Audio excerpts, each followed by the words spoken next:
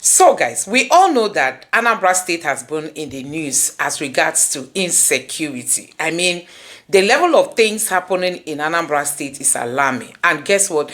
This guy has come out to say that in the last 3 years, his community has been a no-go area. I mean, this is a medical doctor and he's raising alarm. So this is not just like exaggerating things. Things are happening.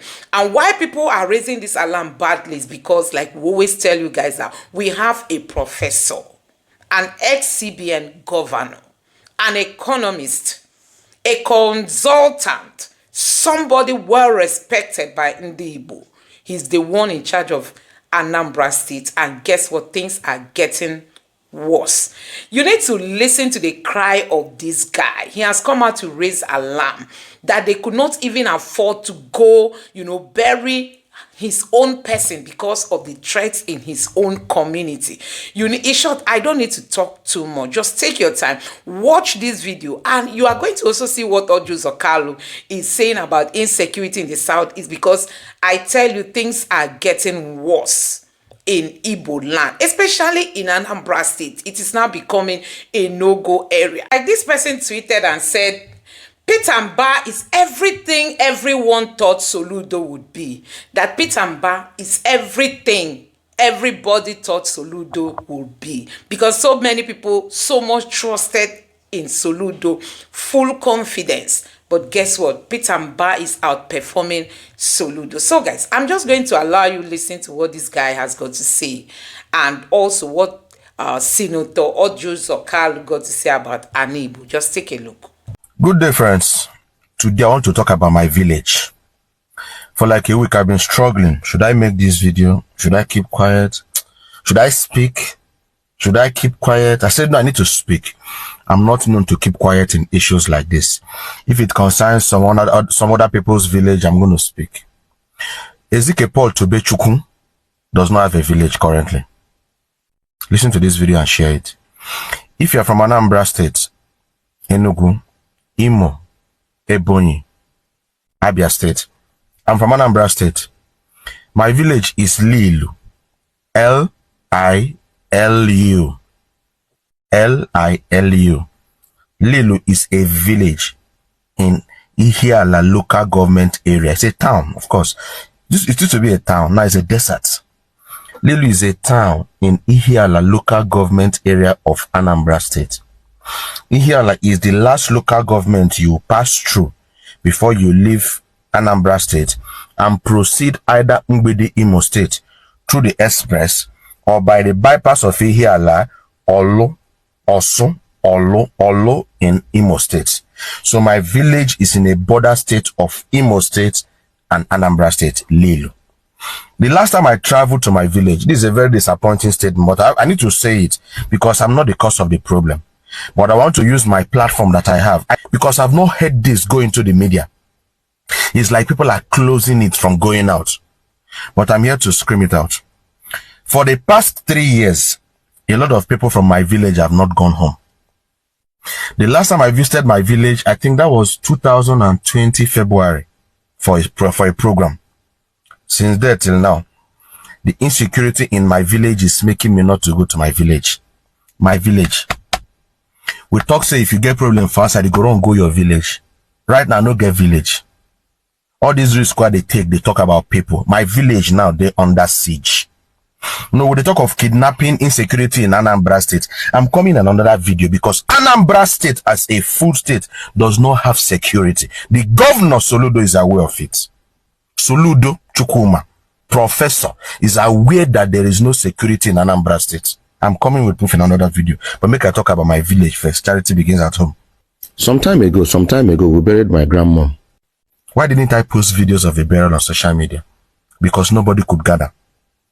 The bad boys, the insurgents, the bad boys in the bush, 20% are from Anambra State, 30% are from Enugu State, 50% are from Ebonyi State. I don't know if that's Abakaliki or not. They are from Ebonyi State. Real information, not gossiping or spoiling anybody's state. And they left the estate, came to my village. And they are in different camps in different bush. If you are a good traveler, if normally you travel from Onitsha to Owerri. Passing through here like is a fearful experience. That one where you they see in elementary, that one they say shop they open at all. What I'm telling you is that every building, every house, the one I learned right now is that every house in my village right now is closed. The king of my community has run away from the village. The king, Igbo Bodoma Pogono Bodo. These bad boys burnt down his palace. The boys in the bush say they don't want to see anybody in the... There is no sin. If you go to my village, a full village that used to have fun during Christmas period.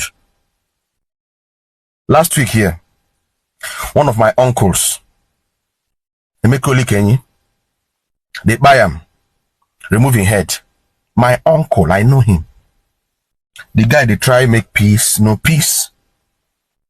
They catch him. I can't play some videos here. Maybe I am going to drop, these are sensitive videos. We carry Aurora and some things. I'm going to drop some videos in our WhatsApp channel. Let the video go there. I cannot post it on Facebook or Instagram or TikTok or YouTube because of community standard.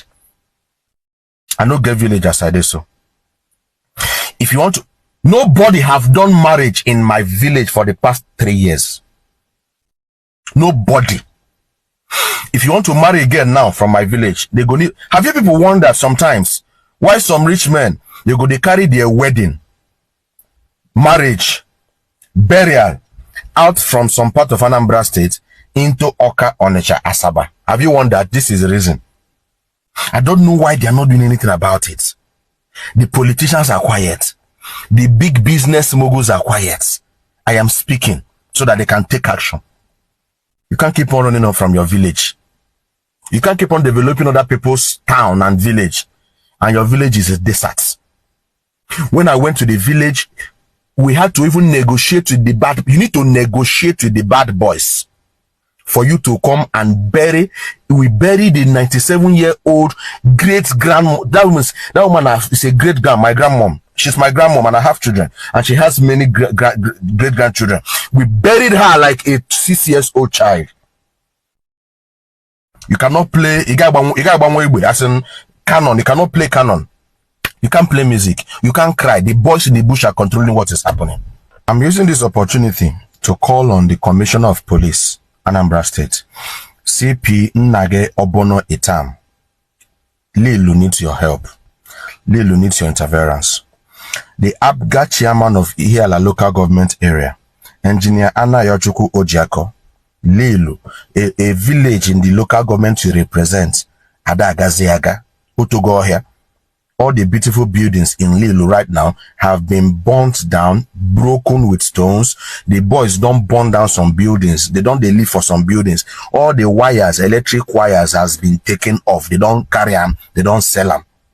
I'm calling on the member representing Ihiala Federal Constituency, House of Reps, Green Chambers, Dr. Pascal Agbodike, to come to the help of Lilu. The late Senator Fanyoba is actually the senator representing Anambra South. He's actually late. Governor Chukwuma Soludo, there is no growth and development in the midst of insecurity. You cannot be the governor of a state and strangers come into your state and chase away the indigenes of a state from their house. It's unheard of anywhere. So I'm doing this video to create the first awareness because I'm going to scream. I'm going to scream, and nothing on earth to stop me from screaming. I don't have a village. Thousands of people from Lilu, they didn't come home for Christmas. They've not been coming home. For how long are we going to continue to allow this happen? Why are we allowing this happen? What are the benefits of allowing strangers to come and take over your land? I want you to help me share this video and to tag the people I just mentioned in this video. If you are from Anambra State, who will quickly low get tomorrow, please share this into different WhatsApp groups. If you are from here at a local government area, share this video into different WhatsApp group of here at a local government area. Different villages, Azia, Amo, Kalilu. Share it. It's gradually spreading. As I talk now, today is 15th of January 2025. Nobody can cross Lilu. The boys in the bush, the remaining people in the village, women and children, they chased them out. So they have taken siege all the bushes all the bushes, all the coral in Lelu, they have occupied everywhere and they've chased everybody out from their own hometown. Where is this done? There is no growth. There is no development in the midst of insecurity. If we're going to use the military, okay, but those I mentioned, they know what to do. You cannot be a leader of a place and the people from that place don't even have a home of their own. Election can they get to vote? If not true soldiers, military, okay. If not to negotiate with the boys who did this bush, settle them, may they find their way. Okay, I'm not a security personnel. I don't know how to tackle insurgency, but it will be a theme of big shame, to have a platform like this and to keep quiet when I don't have a hometown. My hometown has been taken over by boys that call themselves different names to different commandants in different camps. Please help me to share this video. Enough is enough. It might spread to different villages if this particular one is allowed to continue. I want to stop here for now because my heart is broken. I will come again to continue. Thank you. Well, for me, I think President Ndigbo is coming there. I mean, Rome was not built in a day. We are just battling with the insurgents in our area, and gradually we are coming up. And as we are coming up, we will now start thinking on the next step. Once we calm down the insurgents of banditry and unknown gunmen and all the rest of them, we will be able, the president and his team and all of us will advise him to open the chapter 2 of the book. And the chapter 2 will be development. Once you have no insurgents, you have no unknown gunmen, and you don't have any disturbances about our people, and we will talk page 2 of development. We have always, people will say, we have always asked the president, according to law, find the best way of law to address the issue of Southeast, both the issue of the IPOB, the issue of everybody, to address this within the context of law of Nigeria, so that possibly, very quickly, nnamdi will be released from prisons, and we will continue to live a better life and produce everything. Let me be honest with you. Nigerians are suffering because of the problem we're having in the Southeast. The Southeast can produce everything you buy in China. We can make them in Aba, Newe, and Onitsha. Everything you buy from China. Just give us electricity, give us the way that with it, and give us the direction. We produce everything that you produce in China. The technologies are there, everything, we have it, but we need a better atmosphere. We need to clean away properly in agreement the sit at home, which has cost hundreds of billions of naira out of the Southeast. We need to bring back the I can do it spirit. We need to sing back aging by aging. We need to go back to what we know how to do. When I was governor, a lot of things were being manufactured in Aba. People have begged Aba people to stop putting made in Paris, made in Spain, made in Brazil. They should start putting made in Aba. We can supply every equipment this country needs from that region of the country.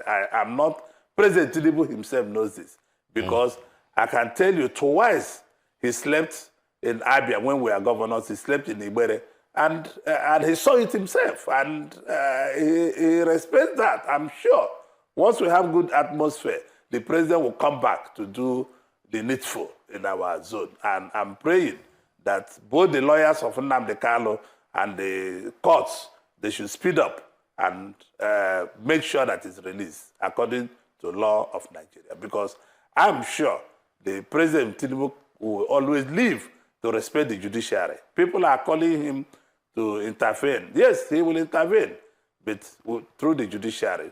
The judiciary have to do their job, and President Ndigbo will intervene. So I believe that as soon as possible and practicable, that Nnamdi will be released and the area will be very quiet. This back and forth has been happening about the tax reform bills, and we're very in a congratulatory mode when the governors, everybody agreed, to the terms, which were slightly changed, of course. I'd just like to know your thoughts. First off, on that plan, we're seeing the change in, when it comes to productivity, derivation, and of course, what's the last one, if you can just help me? And population. What are your thoughts on the landmark, let's say, the agreement on the tax reforms, as it were?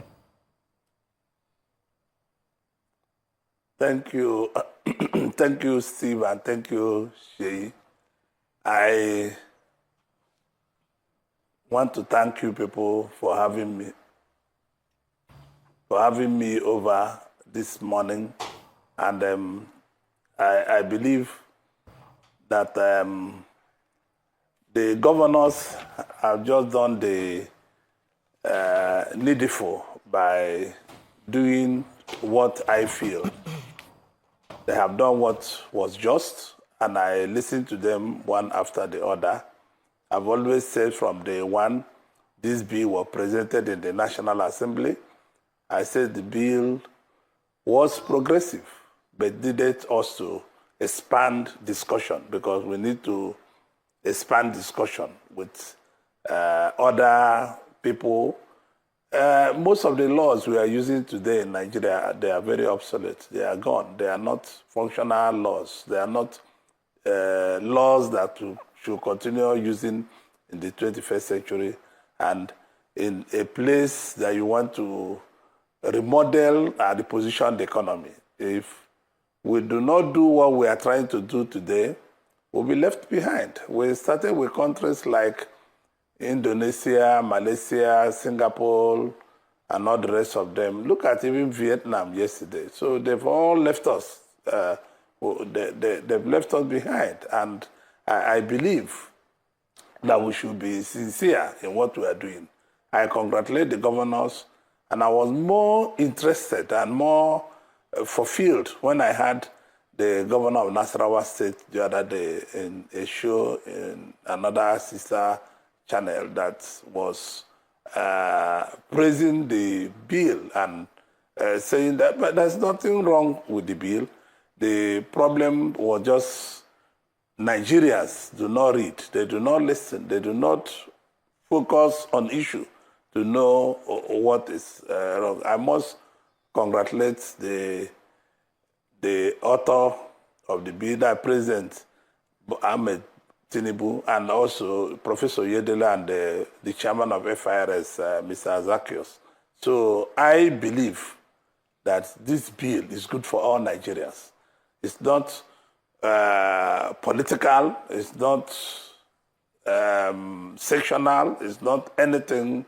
It is for the good of every state of Nigeria and every Nigerian to enjoy this bill. I'm motivated about this bill as a private businessman who is in politics, and also as a Nigerian who needs this country economy to grow. So it might be difficult in the few things the government are doing now, but in the long run, we are going to see a better Nigeria. I was with President Thabo Mbeki in 2003 to witness a swearing in of President Lula da Silva. I was there with him, and I saw what happened. Brazil was in turmoil then, but today they are rolling. After some few years that he was president and put in jail, and he was recalled back again to be president. So this is what democracy is all about. We need to go the tough area, and we'll come back to enjoy the tough area. It's just that most Nigerians on the street of Nigeria were over-pampered. We don't want to work. There are a lot of work on the street of Nigeria. And people only want to come and live in Lagos, Abuja, Port Harcourt, or Aba, or Kaduna. They don't want to go to farm. Nobody wants to do what is visible. Nobody wants to think about tomorrow. So I congratulate the governors honestly for what they have done. All right, distinguished Senator, thank you so very much for setting the tone. And like Sheitan observed, I also like the fact that you're donning the Nigerian jersey. I hope that this is not an endorsement of the fact that we continue to take a foreign coach every time that we need a coach. People who are expecting at least, let's use homegrown brains and talents to run our thing. But your comment on that can come later. Let me stick with the issue of the day, and which for now will be on the tax, reforms, the reform bills that you have, enthusiastically endorsed.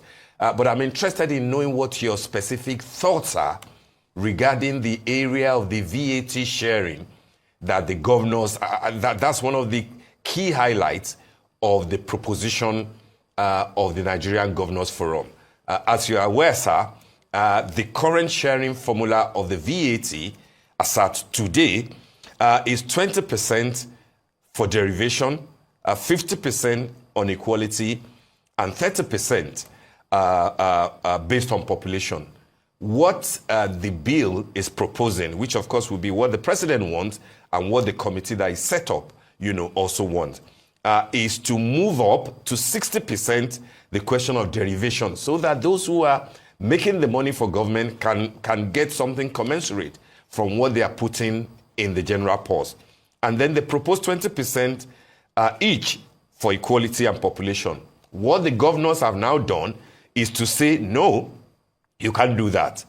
Give 30% to derivation, 50% to equality, which means half of what is collected by way of VAT should be shared equally among the 36 states, and then 20% based on population.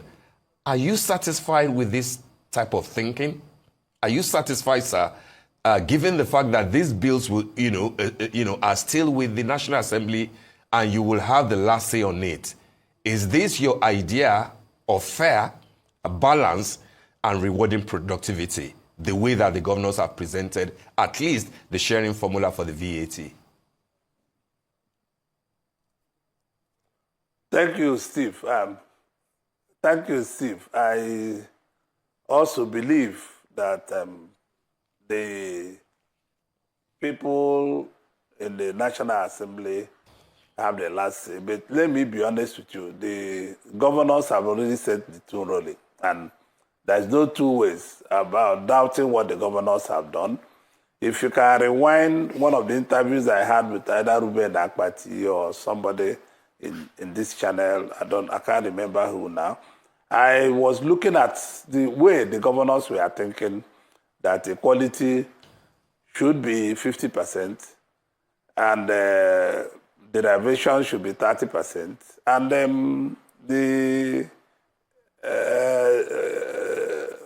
the population can come to 20%. These laws are, once we make the law, it's not sacrosanct.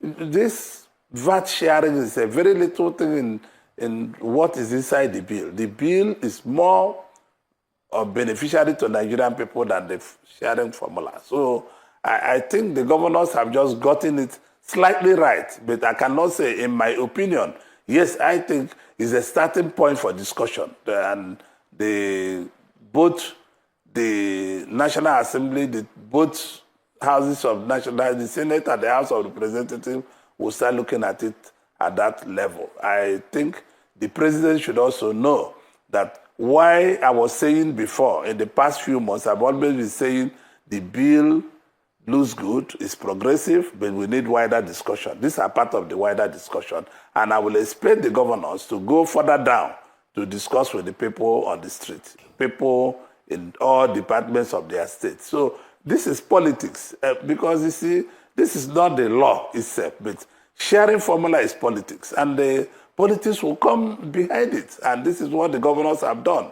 I want to congratulate the Nigerian governors. They have really shown leadership in this regard, because they have shown also that the discussion can pay.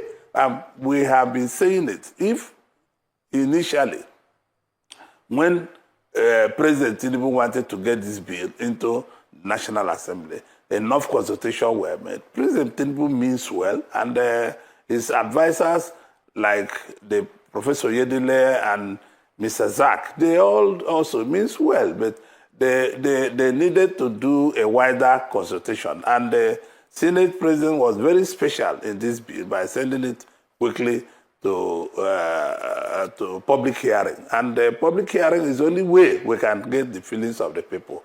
I never supported anybody withdrawing the bill. I never supported anybody putting away the bill because the bill is progressive. We cannot leave Nigeria the way it is. Nigeria have to change if we really want to move forward. If we want to see this country move, people are hungry and people need to come out of hunger. And people will appreciate this bill in the next few weeks because this bill, apart from the appropriation bill before us, this bill should be put on the driver's seat immediately so that Nigerians can have benefit of what we are talking about. Thank you, Steve. Thank you, sir. Okay, so let's touch on this. I'm still looking at the tax reforms, particularly the revenue sharing formula. Some would say it places a greater emphasis on, the state's ability to generate and to retain revenue based on consumption. How do you see this affecting productivity across the states? And, the healthy competition, do you think it will give us a state of healthy competition among the states, or will it exacerbate regional disparities? Some would say that many states, particularly in the north, are heavily reliant on federal allocations. How can they leverage this reform as an opportunity to diversify their economies and develop robust internally generated revenue streams, as it were? Thank you, Sheikh. And these reforms will bring competition. When people see a country like China with people accuse them of bad human rights record. People accuse them of not respecting the law. People are accusing them one-party system. When you see a country like China, for the past 35 to 40 years, China has been growing on 10% income every year. And if you look at it, it's because there is competition. All the provinces in China are competing against each other. The federal government can have a reserve fund to put to any state that is not meeting up its obligations. This is possible, but let me be honest to you. When people say that the First Republic, that they did wonders, I agree they did wonders. But because there was competition, the northern region, the eastern region, the Midwest region, the western region, they were competing among each other. If we don't bring back that competition, we cannot grow. We will be wasting our time. There is no state out of the 36 states that is not viable. All the states are viable. It's just meant for our leaders, our governors, our sub-leaders to go back to the states and sit in the state and put their thinking boxes. They think out what they will do with their area and do long-term planning. And every state is viable. I don't agree with you. If you go to something like Zamfara is one of the richest states. You go to Sokoto is one of the richest states. You go to Kebbi, the amount of lithium in Kebbi is unbelievable. I deal with international organization and I have the spread and I have the survey of almost everywhere in Nigeria. There's no country in Nigeria that is not viably very, very, very viable. So I don't believe in this. People should stop putting the northern Nigeria down to say it will affect them. They have a lot of solid minerals that are untouched. It's just to go out and look for investors. Once we're able to get investors and get people to track on it. But this is also why I said all this program will be spaced out so that it will not be choked up by the process. But President Ndigbo gets out a good idea to reform the tax law, the answer is positive. So I don't think anybody, it's only going to put competition and make us to go and work hard. Governors and people in government should stop buying luxurious cars every year. They should put money in investment. When we're able to invest heavily, people can go back to where they are. So I believe that the law will do well to everybody. And President Ndigbo has done the very best they can do by bringing this law at this time. People are afraid of bringing this law, and I don't see anything being afraid in doing this job. So the job has to be done. I will vote for this bill and I will support the bill, but I will also discuss with our colleagues and agree on where that is not fair to others, and we will fix it. But the bill, even if it's passed to a law, there will be continuous amendments when it's not doing well or where it's doing well. That is why you have the National Assembly. We are not just going to leave the laws to be stagnant again for over 100 years. We have laws that made here by the colonial masters are not touched. So we must be modern people and be touching the laws as quick as possible. So I believe that this is what we should do as a country. All right, Senator, let's speak about your core constituency now, which is National Assembly, Senate in particular, and of course, lawmaking. You just mentioned something. Please say it again, Steve. Steve, come up again. Let me hear you well. I said we should speak now about your core constituency, which is the National Assembly, Senate in particular, and of course, lawmaking. You are a lawmaker now. You're no longer a governor. Can you hear me, distinguished senator? I'm hearing you. Okay, so my point is, let's talk about that aspect of your political life, and of course, the life of the impact of the National Assembly in Nigeria of today. Two things. First will be the I won't call it insinuation, but the perception of people that this 10th Assembly appears to be a rubber stamp to everything coming from Aso Rock, everything executive, that we do not see enough interrogation of what the executive is bringing, particularly when it concerns the president. And Nigerians expect that there are three arms of government. Of course, you know that our own media is the fourth realm of the estate. But of course, they expect that lawmakers will stand alone, the same way that the judiciary is standing alone. But the body language of the Senate president and majority of the people in the Senate and the National Assembly in general appears to suggest that they are constantly kowtowing to the president. What are your thoughts on this? And then the second part will be the lawmaking aspect, especially as it concerns budget. Many Nigerians are dissatisfied with the contents of the appropriation bill that comes out of the National Assembly. We have seen a few things here and there of how lawmakers are trying to engage. But then on the general feel of it, we're proposing 47.9 trillion for this year, but the 2024 budget is still running and will run till June of next year. We do not even know how the 2023 budget performed. Now the Assembly is talking about 100 trillion by 2026.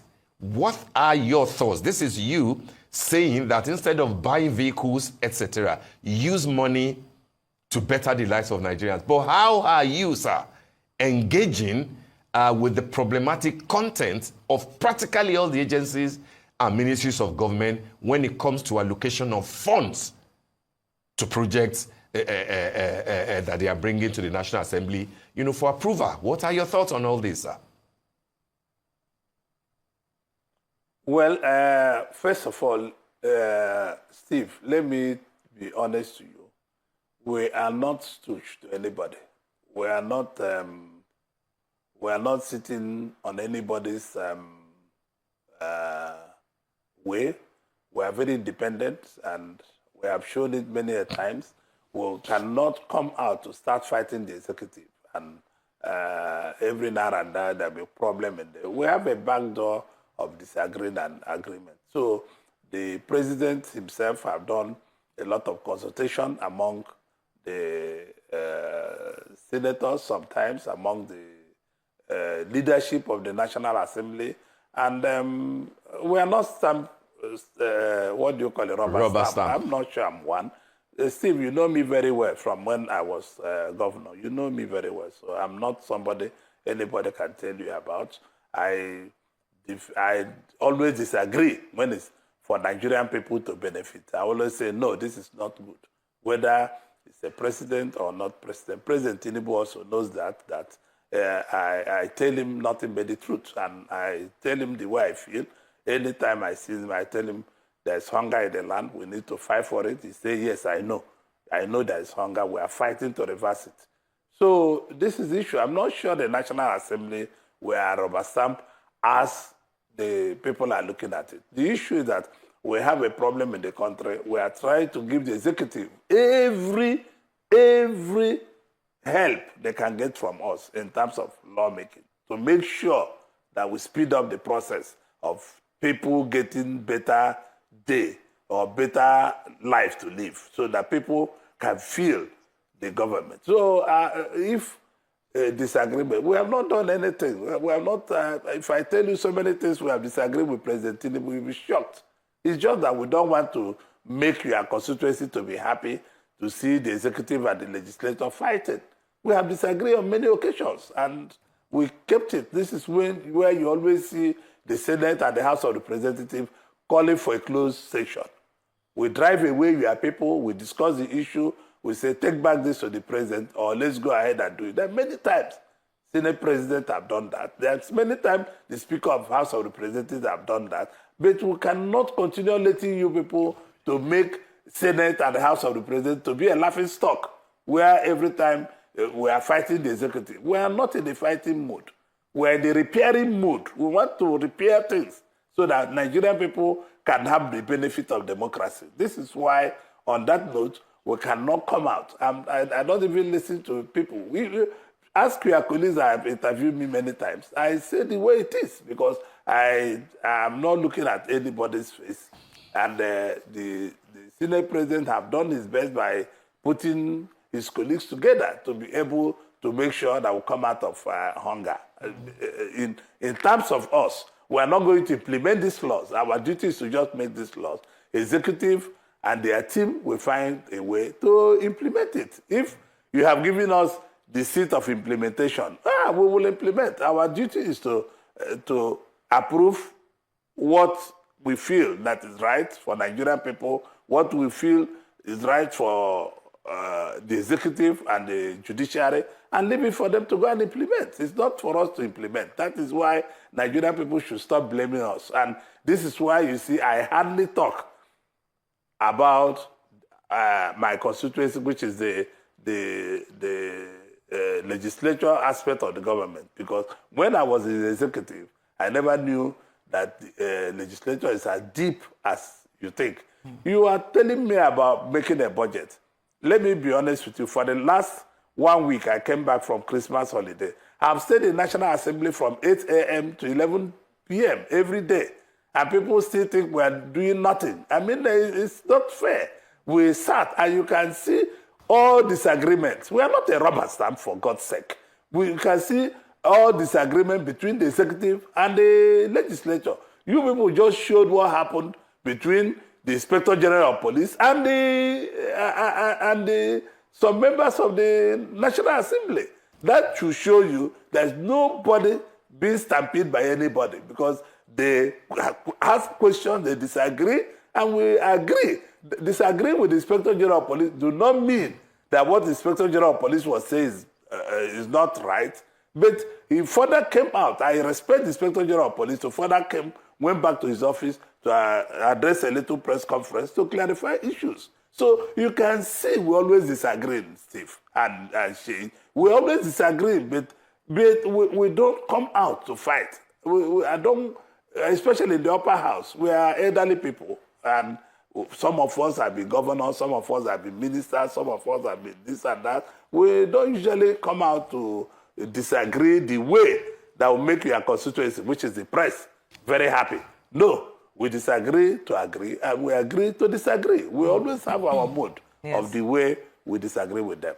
Thank you so much, Senator. And someone who has served in both executive and legislative capacities, you are speaking from a place of knowledge. But let's talk about the Southeast that has long been recognized for its industrial and entrepreneurial capabilities. Yet we see the region still facing significant challenges in achieving its full economic potential. What specific steps should the federal government take to support the development of the Southeastern economic corridor, including improved transportation networks, access to capital for businesses, and integration with national and regional trade frameworks, as we start to wrap up?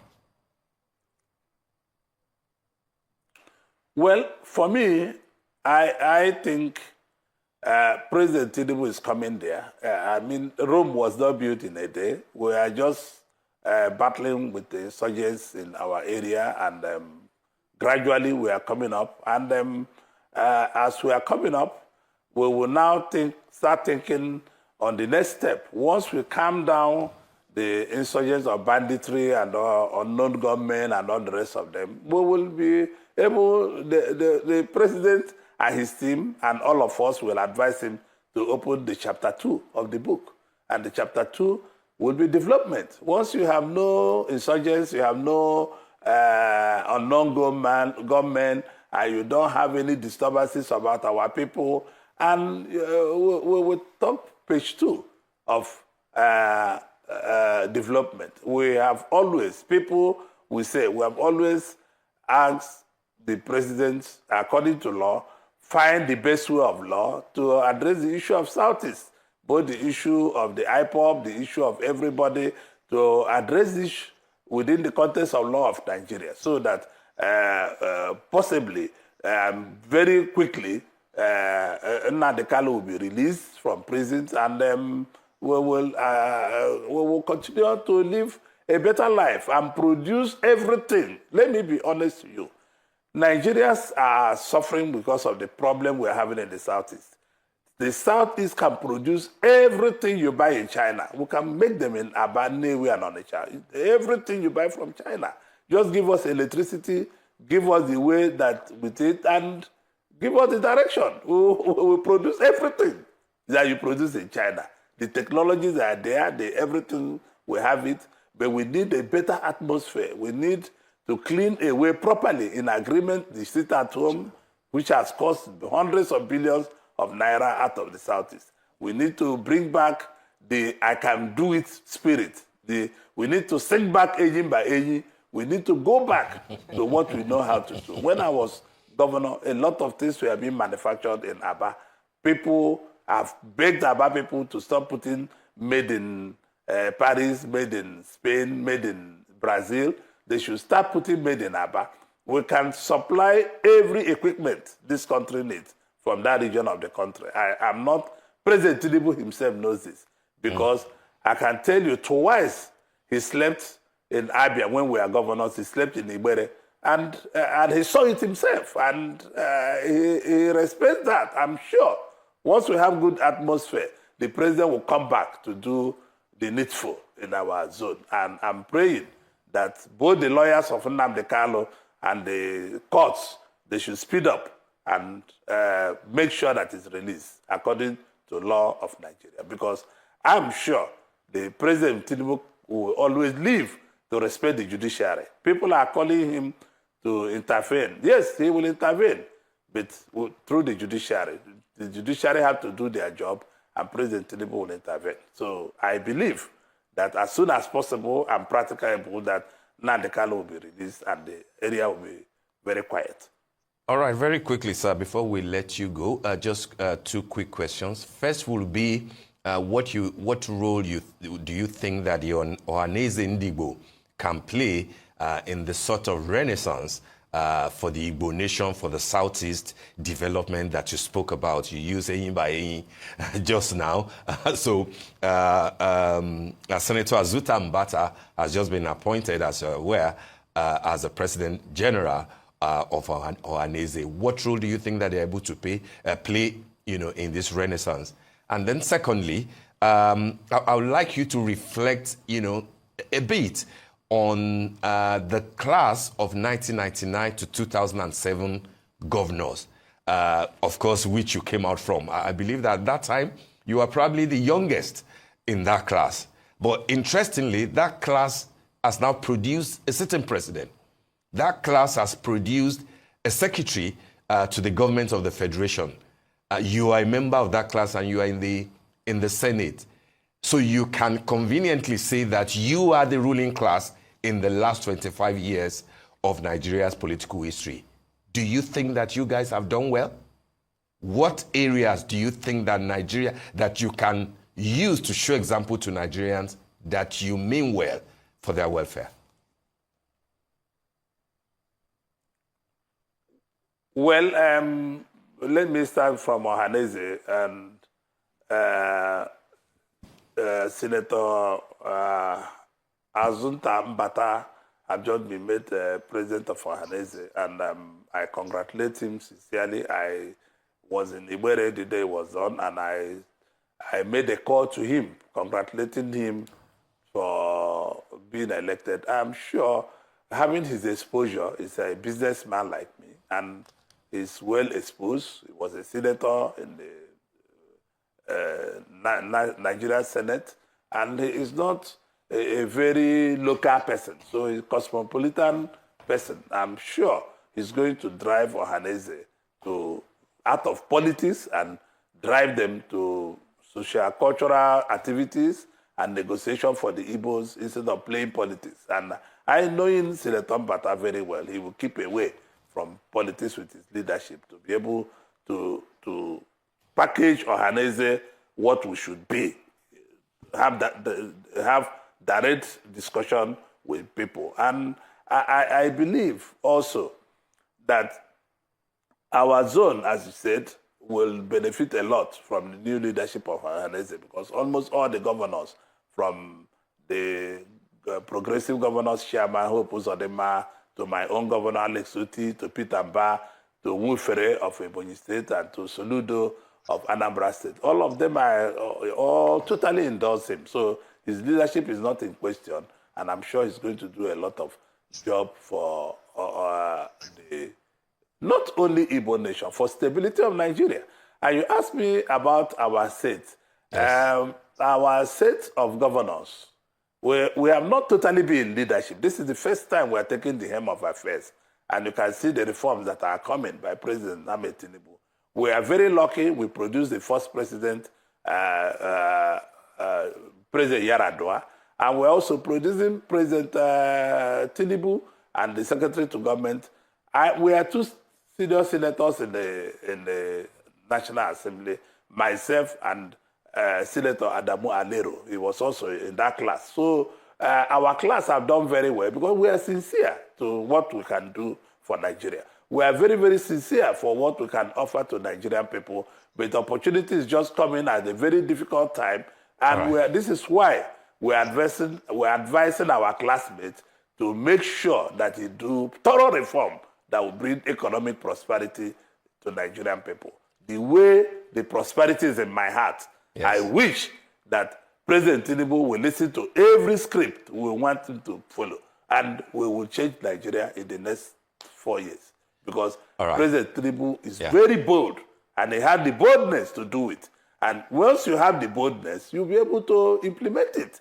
The problem is that the Nigerian presidents have been afraid of going a way in and way out. So I think that once President Tinubu continues his courage and saying we must do it, as long as it's for Nigerians, we will support him, and Nigerian people will support him.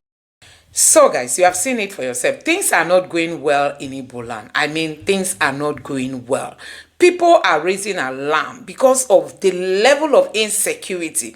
And it's even worrisome to hear that some of these people are from places like Ebonyi State and, you know, mostly Ebonyi State. So they leave Ebonyi State because there are no much activities, I mean, commercial activities going on in Ebonyi State. They come to places like Anambra State. Instead of them to be patriotic to the state and also help to build the state, they turn into criminals. So I think this is a wake-up call for the Anambrarians. If Soludo is not doing the work to help the state to be secured, Anambra people should stand up.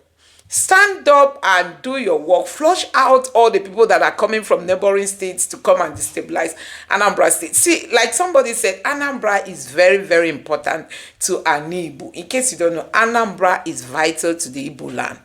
And for you to just allow people to come in and do all kinds of things should not be allowed. Because from the look of things now, investors will start running away. Soludo is not even considering that because he thinks he has businessmen who have got nowhere to move to. When these people start kidnapping, it will get to a point that people will be leaving Anambra for other safer places. Because for Soludo now, he feels Anambra is the all and all. What if this threat gets bigger? by the day, guess what? People will leave because people will consider their lives and that of their children. So what we are seeing now is still a situation that can be managed should Soludo do the right thing. I mean, should Soludo do the right thing? So I don't know what you make of this video, honestly. The level of insecurity in the South is alarming, and Nigerians should wake up. Igbo should wake up. The federal government should look into this. I've always said it that the federal government created what is happening in the Southeast. The loophole, the vacance is there. You created that vacuum. Sorry, the vacuum is there. You created the vacuum, and now it has turned to be something else. People tells us, oh, they are agitators. From agitators, they now turn to be people that kidnap people and ask for ransom, and the thing is getting worse. You know, initially it was unknown gunmen. Now we are no longer hearing unknown gunmen. It is now kidnappers. And I keep saying it, that if the federal government wants to solve the problem in Ndigbo, the first needs to release nnamdi kanu.